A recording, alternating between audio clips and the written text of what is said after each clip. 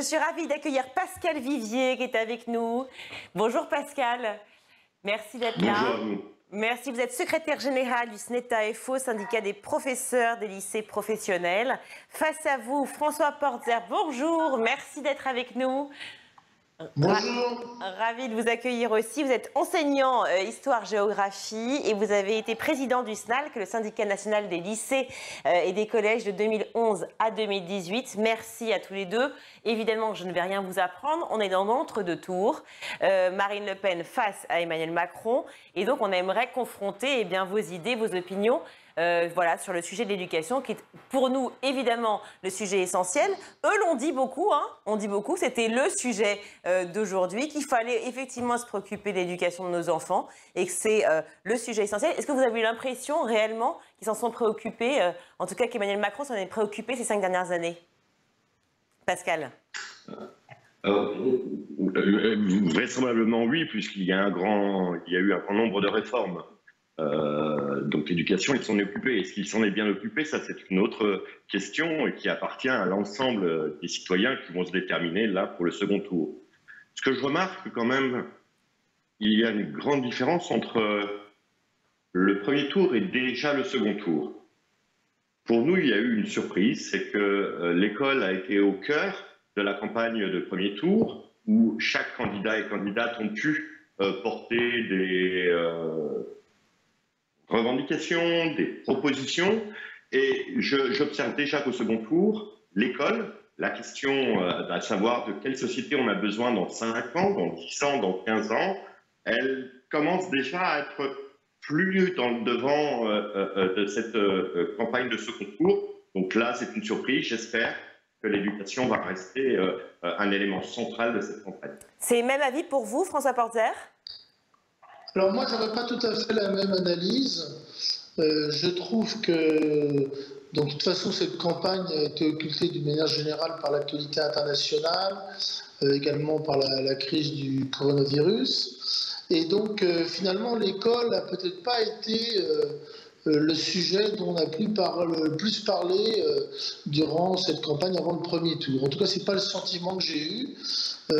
Effectivement, M. Blanquer ayant été le plus long ministre de la Ve République, donc aux affaires, si je ne m'abuse, en matière d'éducation, le gouvernement a essayé de faire des choses, il n'y a pas forcément toujours réussi. Il y a eu une volonté de changer les choses, mais en ce qui concerne la campagne, moi j'ai trouvé que le sujet de l'école était un petit peu passé à la trappe. Justement, le sujet de l'école, alors on va y revenir, passer à la trappe pour certains, peut-être effectivement ils s'en sont préoccupés parce qu'il y a eu des réformes, mais les réformes de toute façon, il y en a toujours et tout le temps, depuis de longues années. On a vu un flot de communiqués cette semaine surgir sur les réseaux, et bien de la part des syndicats du milieu éducatif. Alors, presque tous étaient unanimes, il faut faire barrage à Marine Le Pen au second tour. Est-ce que vous êtes en soutien l'un et l'autre par rapport à cette prise de position? François Porzer. Oui, bien sûr. Et là, je m'exprime à titre personnel, tout à fait. Mais je dirais que c'est un peu une tradition dans le monde éducatif, face à des choix politiques de cette nature, à ce qu'il y ait un quasi-consensus, à de très rares exceptions. De votre côté, Pascal Vivier? Alors moi, je vais avoir un point de vue différent. Une organisation syndicale, elle porte des mandats.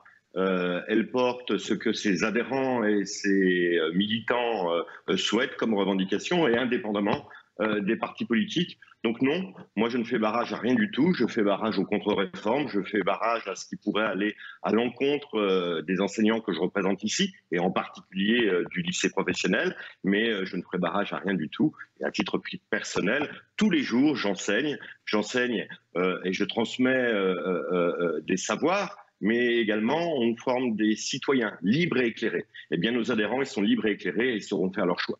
Donc Pascal Vivier, vous dites clairement qu'effectivement vous ne vous positionnez pas. Il y a quand même ces 5 ans qui viennent de s'écouler, ces 5 ans de réforme, la réforme Blanquer, ce bilan. Comment défendre Emmanuel Macron quand on a autant critiqué ce bilan, puisqu'il a été critiqué par l'ensemble pratiquement du corps enseignant et du personnel de l'éducation? Comment le critiquer? C'est facile quand vous avez des gens malheureux, mais vous ne pouvez pas non plus retirer le contexte des réformes. D'une part, et François Polzer l'a rappelé, la crise liée aux Gilets jaunes, mais également le mouvement lié aux retraites, et ensuite la pandémie. Donc, il y a eu des réformes, des choses qui fonctionnent bien, d'autres pas. Certaines se sont faites à l'arrache. Aujourd'hui, la question n'est pas de se dire comment soutenir Emmanuel Macron ou comment soutenir Marine Le Pen. Moi, c'est comment je porte mes revendications et comment j'accède à ceux qui m'ont porté et qui me portent avec des mandats. Donc c'est ça qui m'intéresse. Donc je regarde les propositions des candidats, de l'une, de l'autre. J'ai une position en tant que citoyen, bien sûr, mais mon organisation syndicale laisse libre à chacun de se déterminer. Alors justement, vous êtes, Pascal, secrétaire général du syndicat donc, des lycées professionnels. Emmanuel Macron avait promis de prendre ce sujet à bras le corps et de transformer la filière pro en filière d'excellence. Est-ce que c'est une mission réussie? C'est une question difficile. Sur toutes les réformes, les questions sont difficiles. Vous savez, il va falloir y répondre. On ne peut pas dire qu'on est dans un monde de l'immédiateté. J'aime, j'aime pas, je like, je délike. Et en même temps, essayer de trouver des réponses à des questions qui sont sur un temps long. Quand vous portez une mesure, une réforme dans l'éducation nationale, quelle qu'elle soit, et quel que soit le ministre, vous allez voir les premiers bénéfices, ou au contraire, ce qui ne fonctionne pas, à 5 ans, à 10 ans, à 12 ans. Mais la vraie unité de mesure, c'est 12 ans. Donc, est-ce que dans l'enseignement professionnel, il y a eu une réforme? La réponse, elle est oui. Est-ce qu'elle a fonctionné? La réponse, elle est ça dépend où et ça dépend comment. Mais vous devriez faire de la politique, Pascal. Parce que j'ai l'impression que vous êtes parfait. Vous êtes là mercredi soir, vous ne voulez pas participer au débat. Écoutez, ça dépend, je ne sais pas. Il y a des manquements, on ne sait pas trop. Non, répondez-moi clairement. Vous qui défendez, vous défendez cette filière-là. Est-ce que c'est réussi? Est-ce que vraiment ça a été pris en compte? En tout cas, ce n'est pas la réforme qu'on attendait. Ce n'est pas la réforme qu'on portait et on en attend une autre réforme. Ma crainte toujours, et mettez-vous aussi à la place d'une organisation syndicale, ma crainte tous les jours, et c'est pour ça peut-être que vous avez l'impression que j'ai la langue de bois et je ne l'ai pas, mais ma crainte c'est que si je dis nous avons besoin d'une réforme, les propositions vont être des contre-réformes. La réforme que j'attends est une réforme qui se fera avec les professeurs de lycée professionnels, pas contre eux, mais aussi avec les élèves, avec les parents et sur un débat de société qu'il y a pu avoir. Donc non, je pourrais vous dire ça a fonctionné, ça n'a pas fonctionné, mais là ma réponse n'est pas binaire. Pardon. Mais vous répondez finalement, c'est très intéressant parce que vous dites clairement qu'en fait, vous n'avez pas confiance, vous pensez qu'il peut y avoir une réforme qui s'opère mais qui va être contre. Ça veut dire que le dialogue ne se fait pas entre le gouvernement, le ministère et le corps enseignant? Si, il s'est fait à différents niveaux. Maintenant, c'est demain, Emmanuel Macron, par exemple, élu, qui il nomme ministre, quelle ambition il a pour l'école, est-ce qu'il y a une ambition pour toute la société, toute l'école, quelles mesures il va apporter prioritairement. Puis vous savez, là on parle de l'école, mais est-ce qu'il va mettre en premier des mesures liées aux retraites?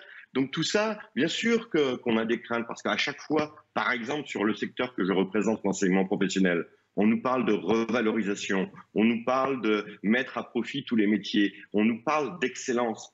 Et au bout de 30 ans, j'ai 150 000 élèves de moins qu'il y a 30 ans. Au bout de 30 ans, les difficultés se sont accrues en lycée professionnel. Au bout de 30 ans, je n'ai pas de nouveaux diplômes liés au métier d'avenir. Et pourtant, vous allez entendre tous les jours métier d'avenir dans la bouche de tous les candidats. Donc bien sûr que ma crainte, elle est réelle. D'une réforme, on en a besoin pour réellement valoriser et les jeunes et les métiers, répondre aussi aux attentes des entreprises et aux compétences dont elles ont besoin, mais aussi répondre aux choix de société. Comment on veut faire commun, ensemble, comment on veut que l'école soit le pilier de la République. Toutes ces questions-là appartiennent bien sûr aux enseignants, appartiennent aux organisations syndicales dont je fais partie, mais elles appartiennent aussi à tous les citoyens. Donc ces questions du temps long, je crois vraiment à la nuance et je pense que je ne peux pas vous répondre de façon binaire. Justement, pour rebondir, François Porzer aussi, effectivement, vous avez évidemment vu que Marine Le Pen, elle, de son côté, sur la filière pro, eh bien, veut faciliter la professionnalisation des élèves dès 14 ans et toujours dit vouloir mettre la filière pro en valeur. Est-ce que c'est une bonne stratégie aussi, selon vous, de votre côté?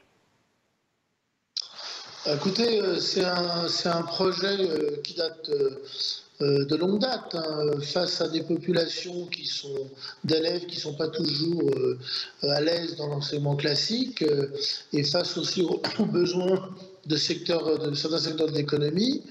Développer des formations style apprentissage n'est pas une mauvaise chose. Après, c'est pas simple non plus. Il faut que les élèves en question puissent trouver des maîtres de stage. Il faut que les choses se fassent dans de bonnes conditions. Mais là encore, je dirais, il n'y a rien de nouveau sous le soleil. Il y a toujours eu ce type de formation précédemment. Les problèmes auxquels a été confronté M. Blanquer, comme par exemple la paupérisation des professeurs, c'est quelque chose qui date de 30 ans et on ne peut pas en trouver la solution en 5 minutes. Non, donc mais si elle date de 30 ans, justement, pourquoi ils ne se sont pas posé la question avant et pourquoi n'ont-ils pas réussi en 5 ans à régler cette histoire-là? Pourquoi on est toujours dans l'histoire de la revalorisation, par exemple, des salaires des professeurs? C'est assez simple. D'une part, les professeurs ont été paupérisés parce que le niveau du SMIC a remonté alors que le salaire des professeurs, lui, stagnait.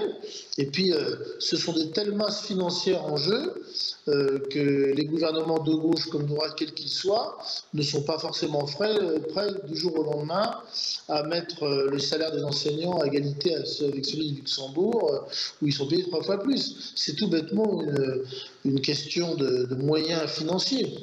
Donc, tous, ils essayent de biaiser avec des petites revalorisations par-ci, par-là.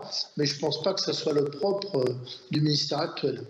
D'accord, vous avez défendu un certain nombre de mesures, hein, donc vous le disiez vous-même d'ailleurs, mises en place par Jean-Michel Blanquer, notamment la réforme du bac et la fin des filières qu'on appelait S, ES et L, qui étaient en lycée général. Est-ce que vous maintenez ce soutien-là?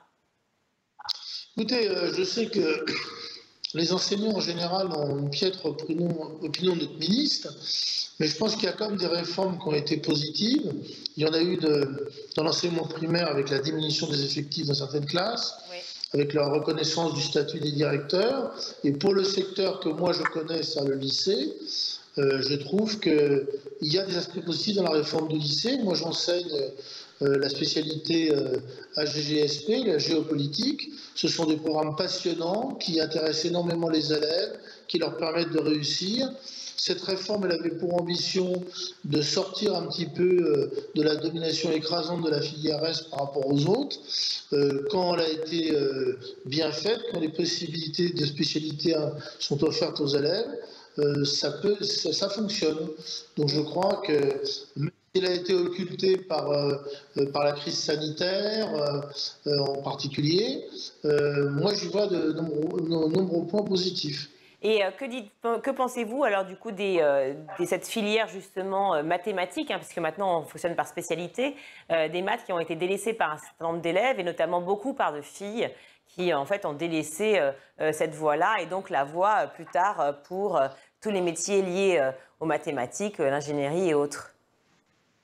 Alors, bon, d'abord, les mathématiques, c'est devenu, après la Seconde Guerre mondiale, la discipline qu'il fallait avoir pour connaître une promotion sociale. Avant, c'était les lettres classiques. Et malheureusement, ça a complètement dominé le système au point d'écraser toutes les autres filières. Donc la réforme, elle avait pour but, me semble-t-il, justement, à la fois de créer de vrais scientifiques avec un enseignement de spécialité de mathématiques extrêmement exigeant, et puis en même temps d'offrir d'autres possibilités de réussite sans forcément passer par les maths. Alors, ça a pu choquer certains, il y a derrière des lobbies de différentes disciplines. Moi, je trouve que la solution qui a été trouvée de rajouter 1h30 en première à tout le monde va être très compliquée à mettre en place, ne va pas forcément être, à mon avis, beaucoup plus efficace. Donc, bon, en tant que littéraire, je trouve que redonner plus d'importance à d'autres disciplines que les mathématiques, ce n'est pas forcément une mauvaise chose. Alors après, le problème entre les filles et les garçons, ça dépasse les mathématiques. On pourrait le dire dans d'autres spécialités. Là encore, l'école est impactée par des considérations, je dirais, de sociologie générale. Elle ne peut pas, à elle seule, refaire toute la société. Non, c'est sûr, mais enfin, c'est effectivement la liberté de choix qui aussi implique cela. Dans la réforme du bac, il y a le souci de l'examen final. Aujourd'hui, on prend également en compte les notes du contrôle continu pour le bac. Marine Le Pen souhaite le supprimer, justement, ce contrôle continu, et mettre l'accent sur un seul examen final, finalement, de revenir à l'ancien bac. Qu'en pensez-vous l'un et l'autre ? François ? Alors, en ce qui me concerne, dans la mouture initiale qui avait un système de 3 épreuves sur 2 ans n'était pas inintéressante. Malheureusement, elle a sombré avec la crise du coronavirus. Mais moi, je trouve que c'était pas inintéressant d'avoir comme ça des épreuves qui s'échelonnaient sur une plus longue période. Le grand intérêt étant que dans ces cas-là, le bac, on pouvait en tenir compte pour l'orientation, pour Parcoursup, alors que si vous faites uniquement des épreuves finales, le bac ne sert à rien, puisque tout se joue avant avec Parcoursup. Donc c'est simplement une formalité. Donc je sais que beaucoup de collègues sont favorables à un examen final. Personnellement, je trouve que cette solution-là, elle affaiblit le bac plus qu'autre chose. Pascal Vivier, votre avis sur la question ? Alors, je vais avoir un avis non pas différent, mais qui va être aussi nuancé. Dans le lycée professionnel, on connaît le contrôle en cours de formation depuis plus de 10 ans, puisque tous les élèves qui étaient avant en BEP, aujourd'hui en bac pro, ont 80% de leur bac par le contrôle en cours de formation. Là aussi, c'est de savoir de quoi on parle. Contrôle en cours de formation, chaque élève devrait pouvoir passer son épreuve quand il est prêt de la passer. Concrètement, dans l'établissement, c'est impossible. Donc le contrôle en cours de formation, il ennuie tout le monde, il ennuie les enseignants, il met la pression sur les élèves, et pourtant l'échelonnement de l'examen pourrait être un sujet de discussion et revenir à un système, par exemple, de partiel que nous avons tous connu à l'université ou dans des écoles d'ingénieurs. On pourrait en discuter. Donc nous, on le subit également. On redemande un bac anonyme, terminal, bien sûr.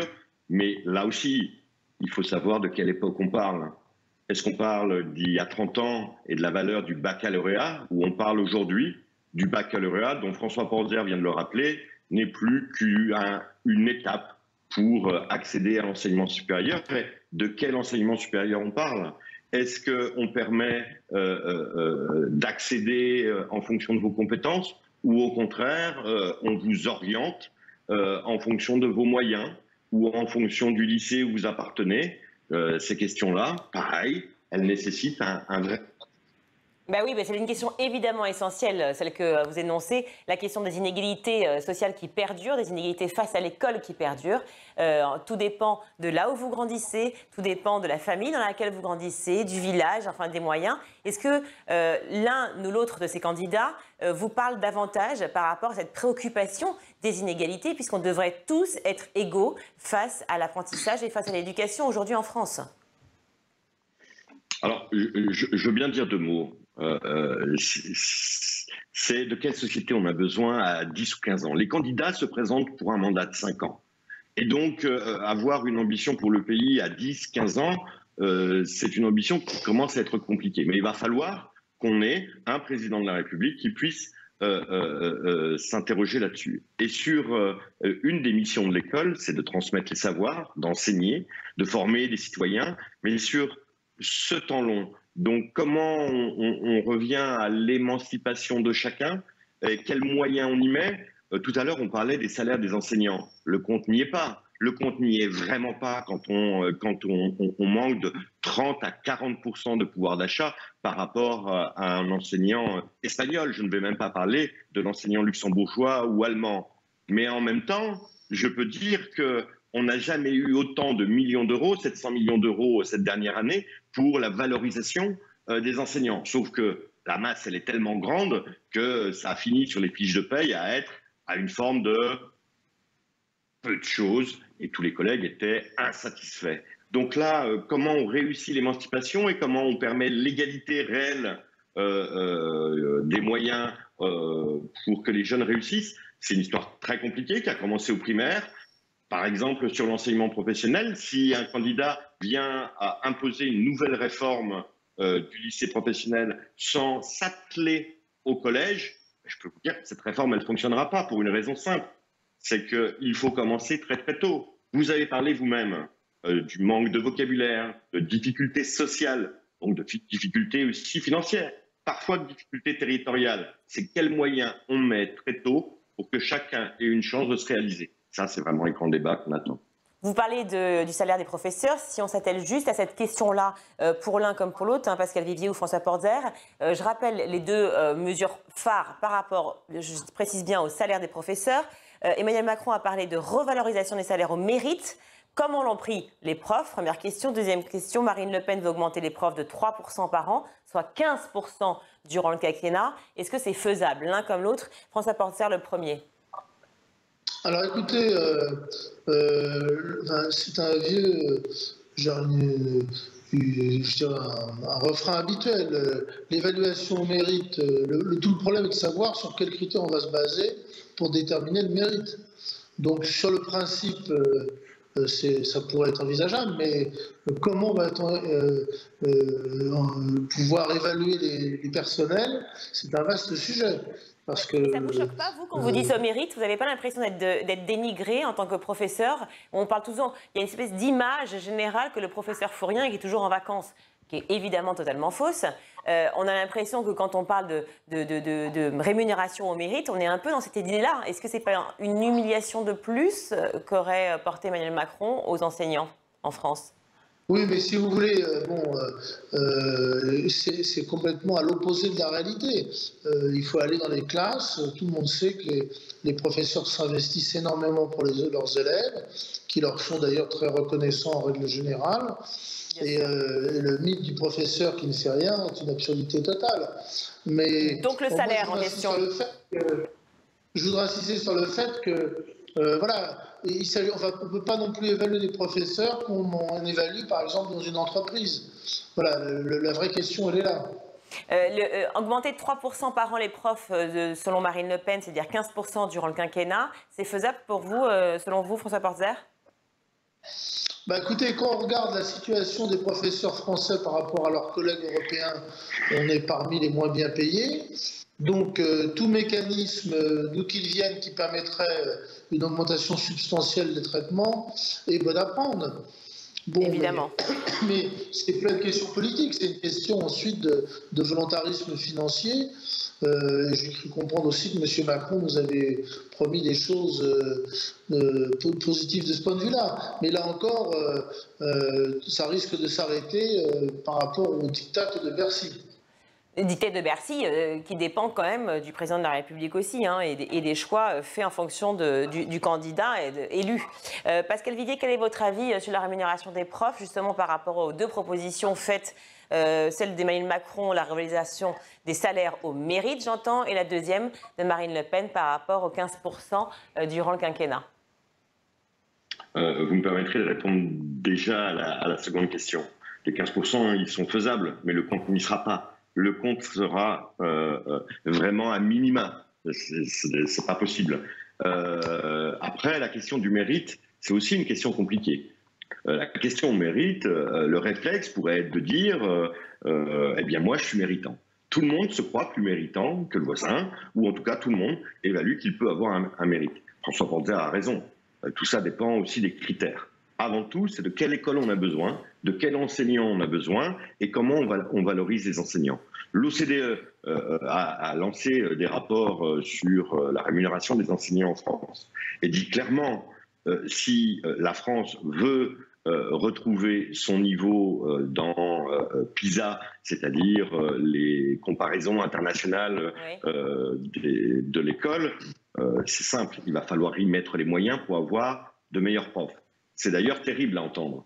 Ça veut dire qu'actuellement, on est en train de recruter des enseignants qui seraient les moins bons Master 2. C'est difficile à entendre pour nous, mais difficile aussi à regarder la photographie comme elle est. Donc avant de parler du mérite, et d'ailleurs, quand on parle du salaire au mérite, j'allais dire, c'est comment utiliser des anciens mots pour faire une nouvelle politique qui est finalement une politique désuète. C'est de quelle école on a besoin, de quel enseignant on a besoin, à quel niveau on veut que nos élèves et nos enfants arrivent, quel travailleur on a besoin, de quelles compétences les entreprises ont besoin, et alors il faudra mettre le paquet. C'est simple, la question RH, la question salariale est la première question qui se portera à l'école. Si on veut faire quelques réformes que ce soit, ce sera avec les profs, pas contre eux, et donc déjà en les reconnaissant. Dans la société où on est, la première des reconnaissances, c'est le salaire. Donc il faudra un véritable plan Marshall pour l'éducation. J'espère autant que Emmanuel Macron et Marine Le Pen vous auront entendu l'un et l'autre et qu'ils vont réagir à cette question. Effectivement, avant le premier tour, le sujet de l'éducation a été un des sujets phares primordiaux pour les deux candidats. J'espère que ça continuera et on le verra mercredi soir au débat et évidemment à l'issue de ce second tour. Merci mille fois à vous deux d'avoir été avec nous. Merci Pascal Vivier. Je rappelle que vous êtes secrétaire général du SNETA-FO, syndicat des professeurs des lycées professionnels. Et merci également à vous, François Portzer, d'avoir été avec nous. Vous êtes enseignant d'histoire-géographie et vous avez été président du SNALC, le syndicat national des lycées et collèges de 2011 à 2018. Restez avec nous car dans un instant, on parle chocologie. Vous allez tout comprendre. À tout de suite.